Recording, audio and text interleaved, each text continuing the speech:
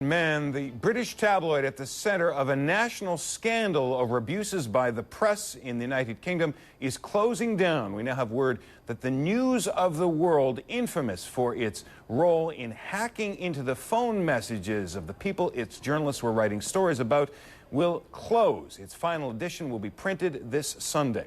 The News of the World has been under scrutiny for years because its reporters have hired detectives in the past to gain the phone numbers and to then hack into the phone messages of people as varied as members of the royal household, the families of slain military servicemen, it is alleged, and most recently, a young girl who was abducted and killed while authorities and her family hoped that she was still alive, in part because her phone messages seemed to be continuously manipulated by someone they mistook for the girl herself. Our correspondent Dan Rivers has been following the story and joins us now. Dan, what do we know? This is a staggering development, John. This has come as a complete bolt from the blue. The News of the World has been going since 1843 here. It is an institution in Fleet Street where the newspapers used to be produced. It's a cornerstone of Rupert Murdoch's News International stable of papers, which include the sister paper The Sun and The Times and the Sunday Times.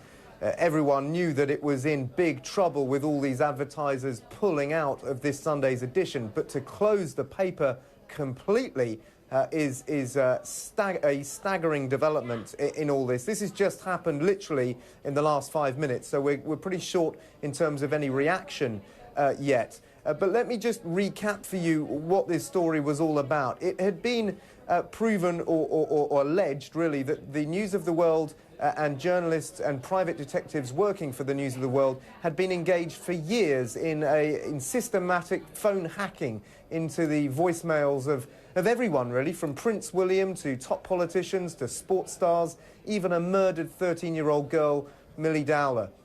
And it was that case, Millie Dowler's case, which broke in the news here just a couple of days ago, that really kicked this into a massive story and became a big political story as well. There was an emergency 3-hour debate in the House of Commons with politicians from all parties roundly condemning what had happened, with talks that there was need for more press regulation and that the tabloids and particularly the News of the World was out of control. Well, now the News of the World is not going to exist anymore from this weekend. We believe that this will be the last edition on Sunday. There was some reports, we haven't yet confirmed, that a proportion or perhaps all of the profits from that edition will go to charity, and then that will be it. It will mean massive job losses for that particular paper. We don't still know, crucially, what is happening to Rebecca Brooks, who is the chief executive of the parent company News International. No word yet on whether she survives. But this is a massive development in this story. I suppose that Rupert Murdoch himself has decided this simply can't go on. They need to do something to stem this constant flow of bad headlines and bad news around the News of the World. And their conclusion has been to close it completely.